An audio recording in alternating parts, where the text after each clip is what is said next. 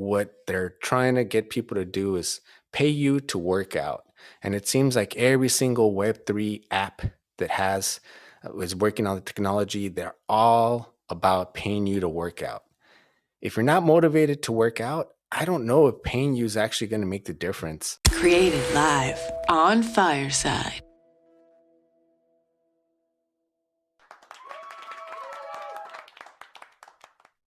Today, I'm going to be talking Fitetech Focus Sports and Fitness Edition. I was considering revamping one of my series that I do that's part of Athletic Definition, which is the sports and fitness news. And since I'm always kind of doing tech shows and Web3 and going back over a year, fitness in the metaverse, I thought I would do one that's kind of just focused on that, see how it goes. I would love your feedback if you're watching in the audience or if you're just watching on the stream live here on Fireside, Twitch, or anywhere else. Feel free to leave me a message or come up on stage and let me know if you would like this series to go on, if you like the idea, or should I completely end the other one? Let me know. We're trying it out, see how it goes. All right. Thank you, everybody, for joining.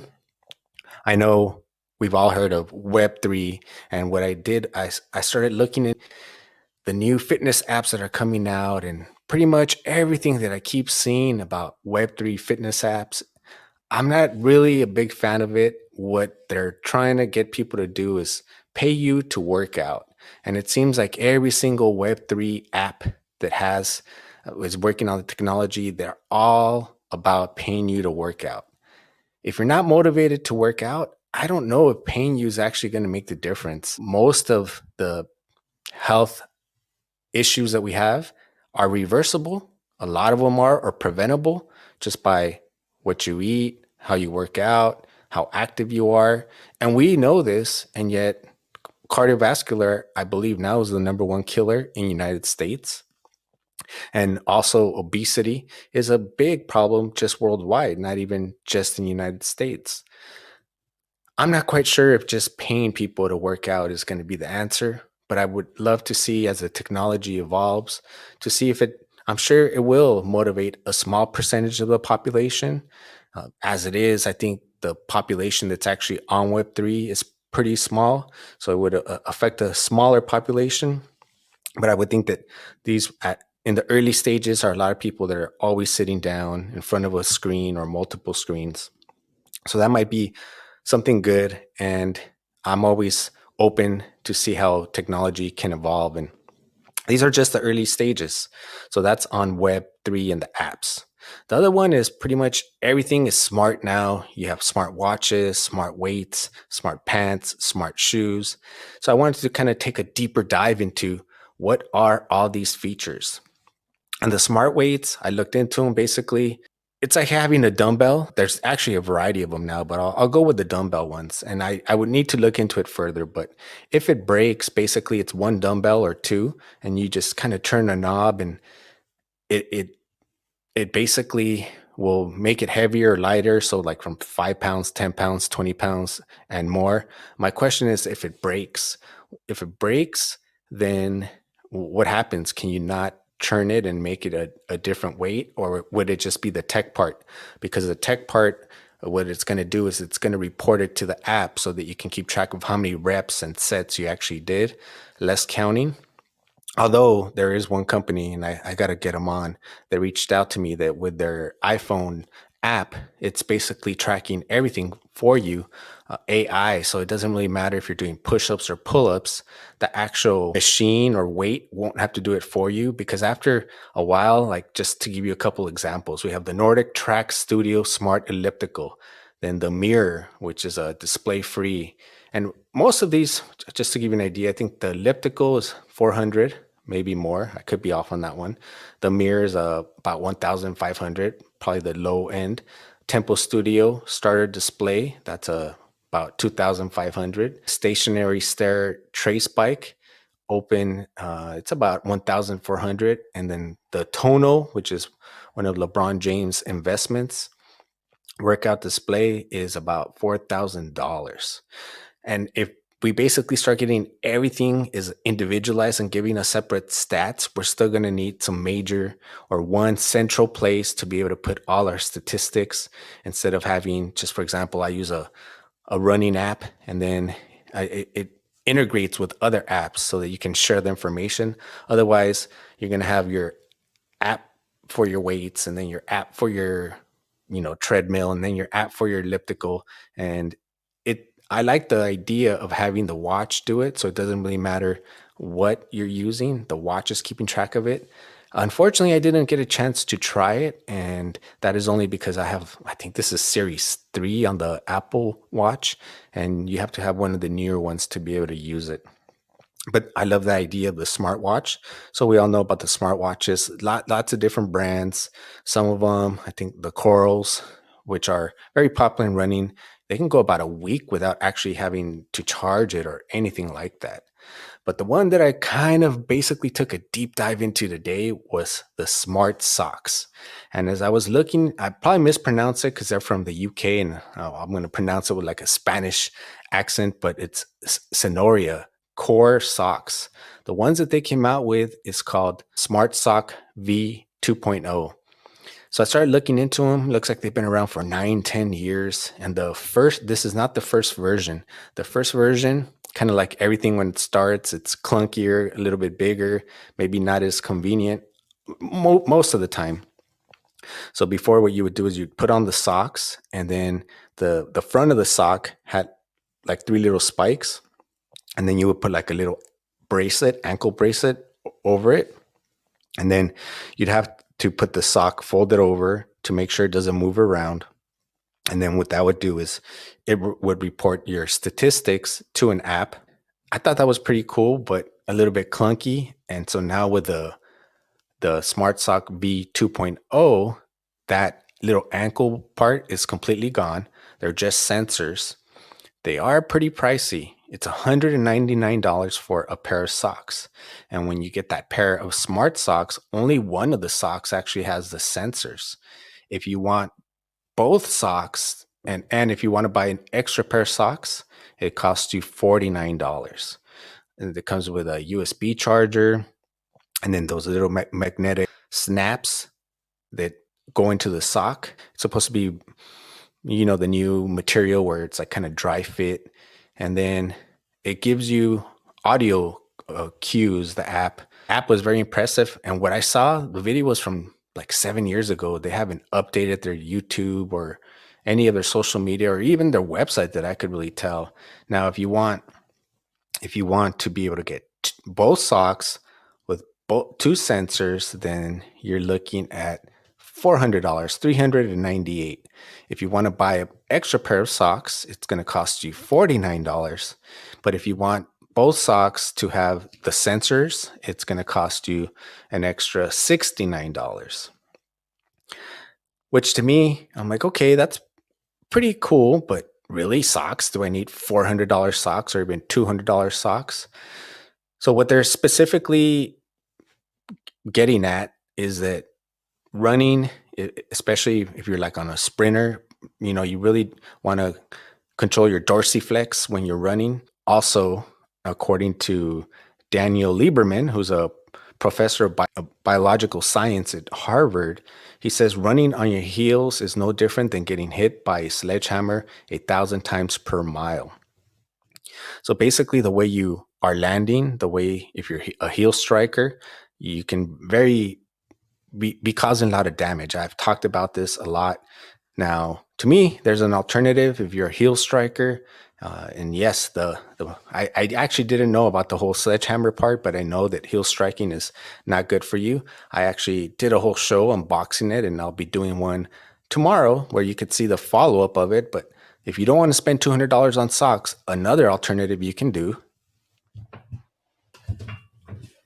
is the Solo Tib Bar. And the Tib Bar will help you get stronger so that when you do impact the ground, it helps reduce all that jarring force as your tibs will be stronger, and when you heel strike, it'll be basically the stronger you are, the better chance of injury prevention.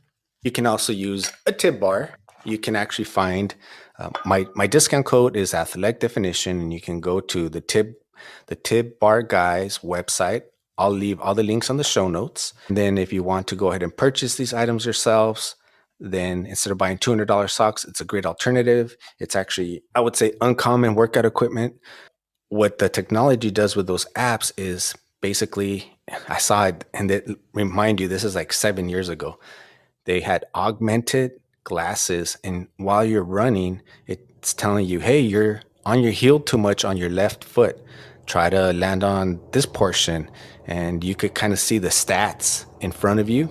So I thought that was very cool. It's telling you, hey, you're going a little bit too fast. Slow down your pace. So it would also tell you about the pace as well to slow it down, which I thought was very cool. So then that led me to the whole smart glasses. And I started looking into smart glasses, and I'm like, because I couldn't find more. And on their website, I see that they have a like smart seat for wheelchairs and other things as well, a bracelet. But I couldn't find any glasses. But from what I saw, I'm like, that's very cool. So then I found another company, and it's called, and by the way, anything besides the link that I'm mentioning, the tip guy, these other companies are not sponsoring me. And with the tip guy, he's not sponsoring me. It's a Fidelity link. I get a little kickback, and you get a great workout tool. All right. So with the smart glasses is Active Look. Their Active Look is a company. They come in 5 different styles. They range, I found them for about 330 up to 400, maybe possibly more depending on where you live. They're designed really for athletes, runners, skiers. I saw mountain bikers.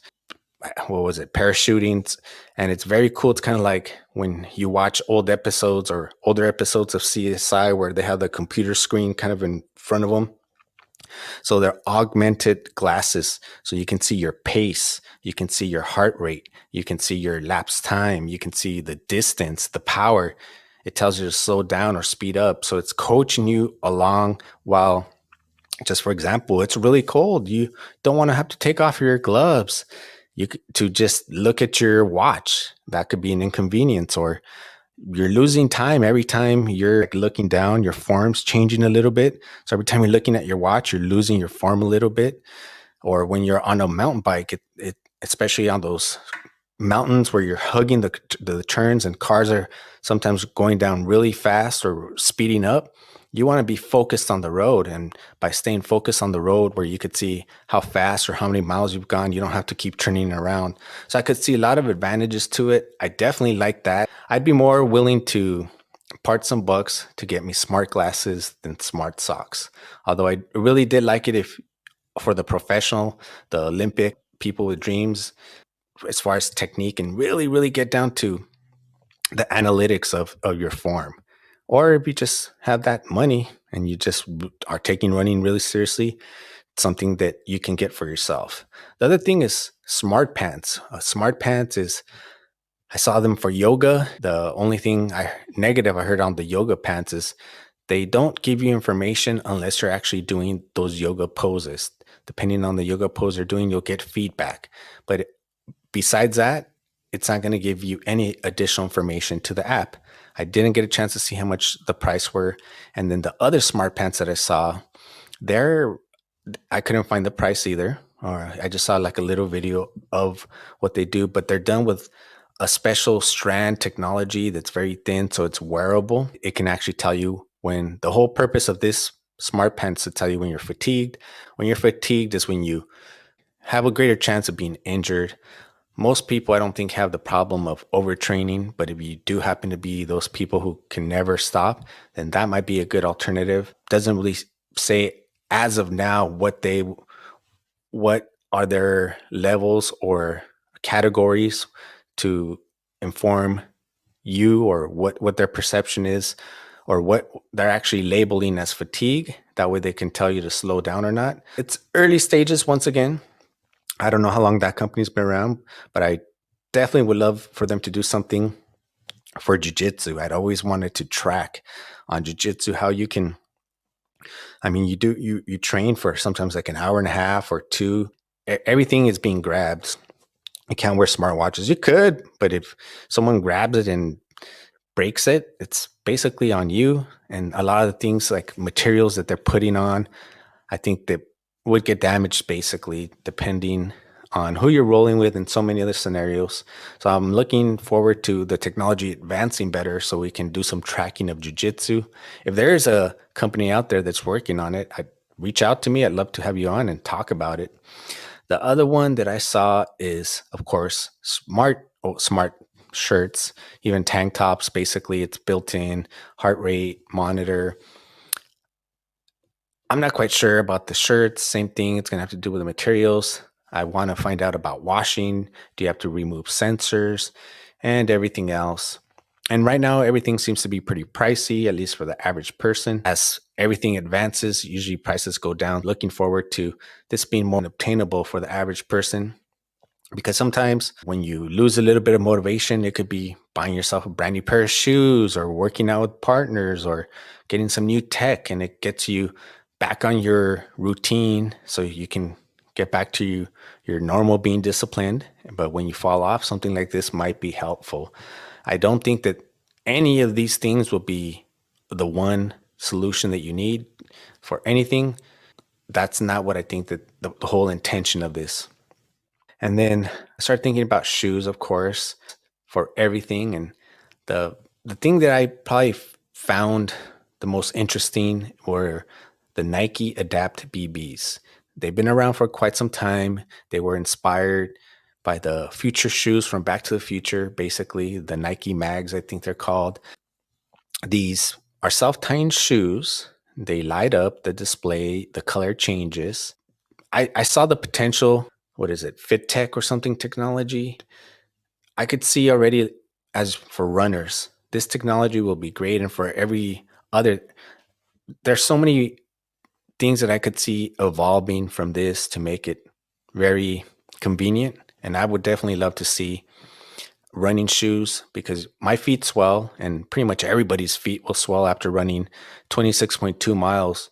So you start off with your feet not swollen, and then as you running, maybe your shoes do have to adjust, and then that way you could actually feel better and recover faster. Of course, if they keep themselves from getting untied, because I didn't really see laces, but they kind of like conform to your foot, then I could see basically not having to stop and tie your shoe, which could lose time in your race. And these are for basketball, so I could just see what's going to happen as far as tracking and movement and everything else. Looking forward to the shoe technology getting more out there on not just basketball, because those shoes, I think, retail when they come out and they're very limited edition, run you about $350. And then from there, people just buy them and put them on the black market or eBay. I've heard they go up to like $5,500. So that's probably like the one negative. As we get into Web3 and NFTs, that will be a solution that we could avoid, as far as everyone just buying it up and kind of hoarding it just to sell it on the secondary market. With NFTs, we'll be able to know exactly who's selling it or ban people from doing things like that. I don't think necessarily it's all bad. There should be a way for you to make money on the secondary market as well. But there should be rules, because some people, like everything, of course, want to take full advantage. And then in sports, so many things have already changed in professional sports and will continue to change in professional sports as well. Just for example, right now, I think that the main thing that'll be used, and it's already being used, even companies like Amazon is part of the NFL, just analytics, on analytics on what you're doing during the sport and your performance. And that way, knowing how to read the analytics, that way you can actually make the proper changes during a game, for example, and then be more effective. So I think performance analytics is going to be huge. Biomechanical data that calculates optimal patterns of movements to be efficient. I think that's going to be huge. And not only for professional sports, but I also feel that that's going to be for the home workout for the personal use as well. Through fan engagement, They basically want the fan to be able to feel more at home. And one of the ways they can do that is it's going to be a combination of smart stadiums. And through smart stadiums, there would be like AI based crowd segments. And basically, you can kind of get different sections of, just say, for example, you want to sit on the 50-yard line, you could. And then you want to sit when your team is virtually, of course, augmented. Then you want to be on the end zone when they're about to score. So you could change the perspective of where you're sitting.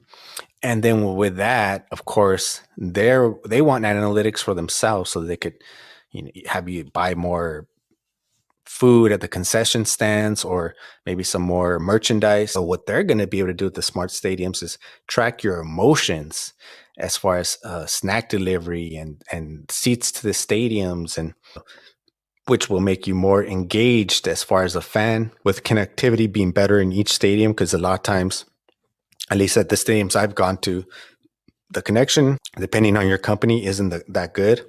But as they make it better throughout the stadium and even in the parking lot, with technology, it should make it faster to check in, parking spots, anything like that, with apps that you can avoid waiting long lines. Maybe even going to the concession stand to buy, a hot dog or a beer, whatever it is that you're buying. The other thing will be collectibles with NFTs. They're still working it out as far as a lot of what you get with an NFT, or let's say, even I think that the NFTs are really going to go towards collectibles and ticketing. Ticketing will eliminate the scalpers, the black market for resale tickets, and then the issuer of the ticket could collect a royalty payment, or in theory, depending on there. I won't go too deep into it. And then also collectibles for you as well. Let's say you went to a Super Bowl or a playoff game and you happen to be there, and then instead of, you can take that ticket and maybe you get some special perks and you resell it. And then in your contract, you put that anytime if that ticket's resold, you get a perk. So then the issuer of the ticket gets a perk and you get a perk. And I think that would be really good fan engagement. Although if you're a real fan, you probably won't want to sell something like that. The other thing that they're going to be doing is a lot with injury prevention. I saw that there's a company called, I don't know if I got the name of it. No, I didn't. But basically, what they do is they simulate game NFL football situations, and they do it with power holograms. I looked it up. I thought I had the name of the company so I could share with you, and I didn't, but it looked pretty realistic, and I wasn't wearing any special glasses. I've thought about that. When you're injured, if you could simulate it, if it's the same. I don't know about simulation, at least at this point, where what I've seen and I've experienced compared to the real thing. Also, how will it translate to other sports? Basketball, jujitsu, running. Let's say I want to know, like, how good is it? Because I know for football, okay, you're simulating, you're running, they were on the field, they're just wearing glasses. You can avoid the big hits. The computer's going to hit you. You got sacked according to the computer. You never know, because I've seen the craziest moves where people bounce off. But let's say you break an arm or you break a leg. Will you be able to simulate so you keep that edge, that split second decision making, and still practice? And when you come back, will you be the same as a shooter, as a runner, as a jiu-jitsu player? So many questions. As I know, though, the technology's 10 years, 5 years, depending on the company, or less. We'll see, but it looks very interesting. The other thing that has changed a lot in professional sports is how athletes are getting paid. Aaron Rodgers was one of the first to make a deal, and he took a partial salary as far as in Bitcoin. And I wonder now if his new contract has any portion of it being paid in Bitcoin. Beckham, when he signed with the Rams for the 1 year deal, his $1.25 million deal was all in cryptocurrency, Bitcoin, I believe, as well. Messi, soccer player, he took a portion of his new contract last time he got one, and he got paid in partial PSG fan tokens, which I never really heard of them, but maybe it's because they're from a different. I don't really follow soccer, so don't know, but I've never heard of them. NASCAR, Lando Casillas, he did, I think, like a contract with 19 races, sponsorships with cryptocurrency. And he said he was actually a crypto miner back in the day. Saquon Barkley in 2021, he took all his endorsement deals to be paid in Bitcoin. It goes on. I mean, on and on. Big names like Andre Iguodala got a portion of his contract paid in Bitcoin. Clay Thompson at one time did as well. Never really said how much of it. And I know Iguodala took a hit. I think when he got it converted, it was worth 42,000, and I think after that it got down to 30,000. But if he's in there for the long game, I don't think he's going to lose. The other announcement that was made as far as like Bitcoin and a while back, it was a UFC when they teamed up with crypto.com, and it announced that it would pay Bitcoin bonuses to the fighters, basically in Bitcoin. And now, if you watched any of the recent UFCs, it says VeChain is the first layer one blockchain partner of the UFC. And I know I looked at VeChain before, so I went back and I was going to do a whole show on UFC and VeChain, but the VeChain is kind of complicated, so I didn't really want to try to explain that. What they're going to do is they're going to take certain athletes from UFC and ambassadors and probably do some commercials for them, and they are going to pay them in some sort of cryptocurrency, some way for them to make endorsements. So as cryptocurrency, as Web3, as NFT develops more and more, and smart technology, it's just going to keep evolving in our fitness life, in sports life, in fans life, which pretty much I think touches majority of people because there's so many sports fans everywhere. And then your experience as a sports fan, going to the game, watching it virtually, or working out and the technology that you wear when you work out. If it's hurting you or helping you, time will tell. I don't, I think it's good to be able to not take your watch or your phone with you and run and still kind of have a good sense of your body. And just for example, say, I'm kind of tired today. I don't really need a heart rate monitor to tell me slow it down today, or no, it's just a mental thing, push through it. So benefits, drawbacks, time will tell, and it will definitely be on an individual case. But I'm excited for technology to keep developing and letting you know about it. And as more tech keeps coming out and emerging regarding sports, fitness, the metaverse, all that, you can be sure that I'll be bringing it to you. I did my first NFT for athletes show over a year ago, and also fitness in the metaverse. And I just kept digging and digging more and more into it. And as I mentioned, no matter what you hear me mention as far as like affiliates or links or referrals, I won't mention something that I won't spend money on myself. So as far as the tip bar and the solo tip bar, I paid for it myself. It was not sent to me. It was not given to me. It was not, hey, do a review and we'll send you this. No, it's something that I believed in, and I known the guy for a while. So I told him, hey, you know what? I'd love to become an affiliate. Do you have a link?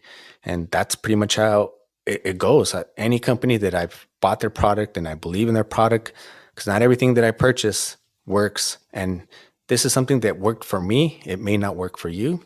So even if I'm telling you, hey, it worked for me, it may not work for you now. It may work for you in the future, or it may never work for you at all. I'm a huge fan of Bruce Lee, and Bruce Lee always said, take what is useful and disregard what isn't. And you can apply that to all aspects of life. But as I mentioned, the Web3 to me is not going away, the NFTs. So if you are interested in getting your own NFT website, I also have a referral for Unstoppable Domains, and you can get your own NFT. And also, they don't pay me for this, but I have an affiliate link. So it works for me because you get a discount, and then I will get a discount as well. And I own over 20 fitness NFT websites. So it's something personally that I believe in, that I'm developing. And I want you, the audience, to join me as we kind of can learn together about Web3. And really, I just want to provide like useful products, services that'll be beneficial, that's not ripping off the people, and that you will be happy with, whether it's a t shirt and a workout program with an NFT and who knows what else. But I definitely got some ideas. Over a year ago, I was like, how can the average athlete make some money with NFTs? And I saw that some gyms are already doing it where you can virtually go and work out, think take some yoga classes and other things. And I'm like, oh, that's pretty interesting. I like what they're doing as far as, but it's in the metaverse, and they had a lot of traffic go through in the metaverse. I I don't have any the glasses, Oculus or anything like that. So I still you can go in the metaverse through a regular computer or your app phone, depending on what app. So I've done it that way. But for me to actually want to work out and on hot days like this, do I want to be wearing something that's going to make me sweat more? That maybe by me sweating, I'll damage the electronics? No. But I'm a big fan of the whole technology and what's happening. So be sure to be on the lookout for more shows. Let me know. Would you like this show to just be about fitness, tech, and sports and continue this new series? I'd love for your feedback. Should I completely discontinue the athletic definition, latest sports and fitness news, or kind of keep it a different segment? Because there's a lot of sports and fitness that I want to talk about. I'll give you a couple examples. The new George Foreman movie coming out. Want to check it out. So it's a little bit of everything, what's going on, things like that. Speaking of movies, thank you for everybody sticking around. I want to let you know I'm starting a new series here.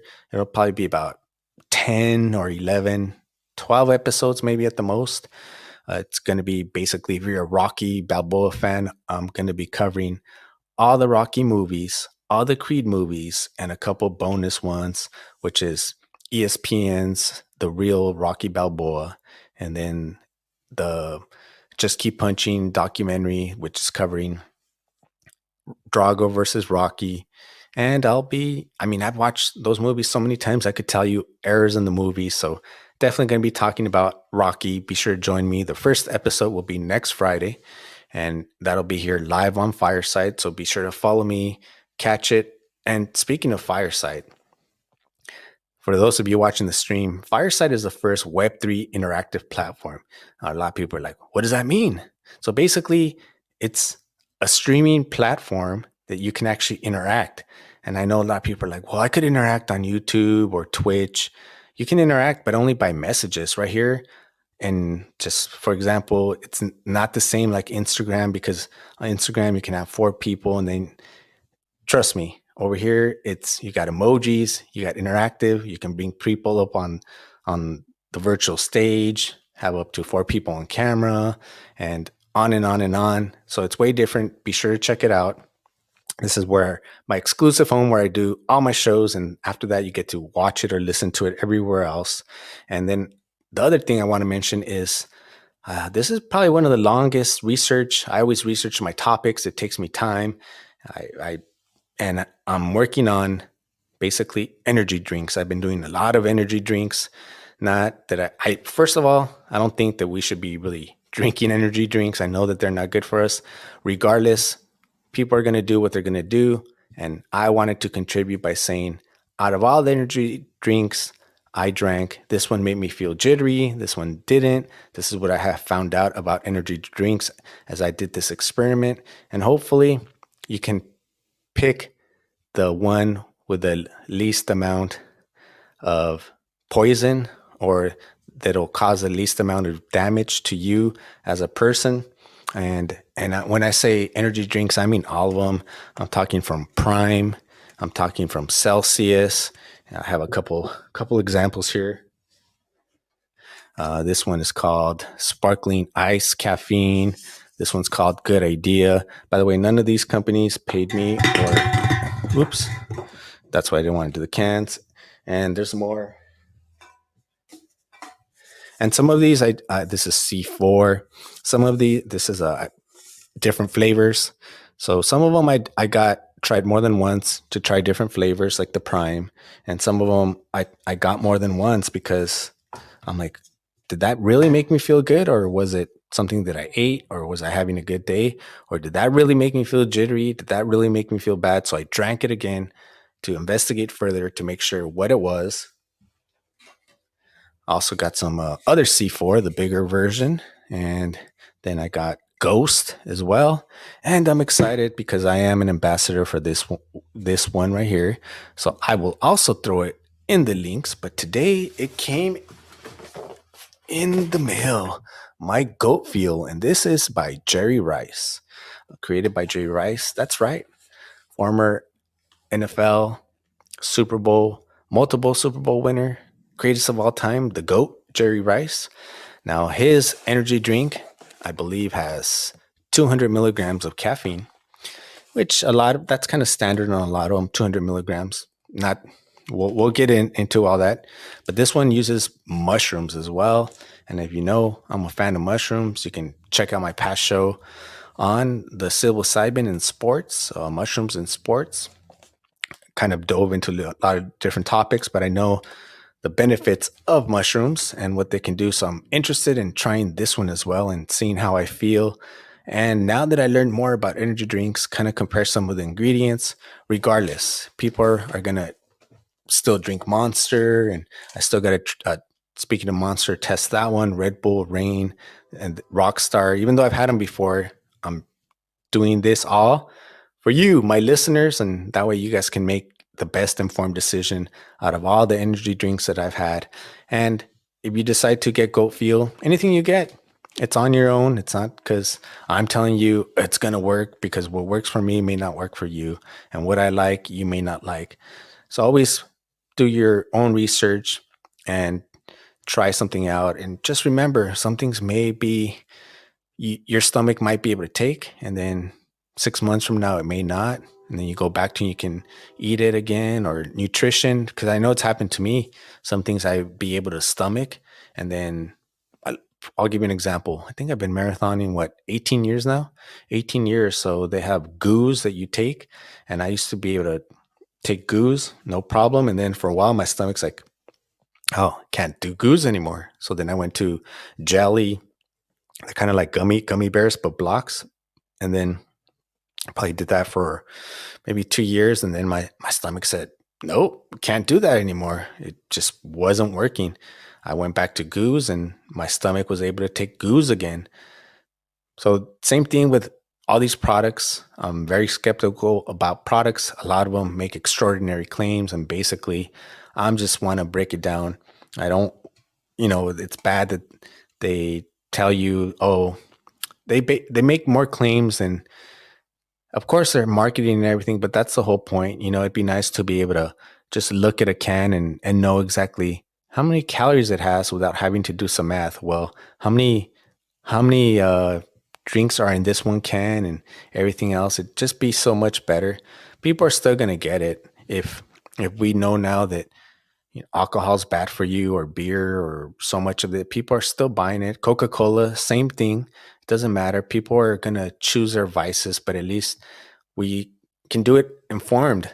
That's all. Like, without having to be deceptive about your advertisement. Just be informed of what you're taking, and that it's not so difficult for the consumer to be able to drink this or eat that without having to know, oh, well, this says it's 2 servings, but the label in the back is only for one. So now I got to do, it's not very convenient at all for the consumer. So this is episode 187, approaching 200.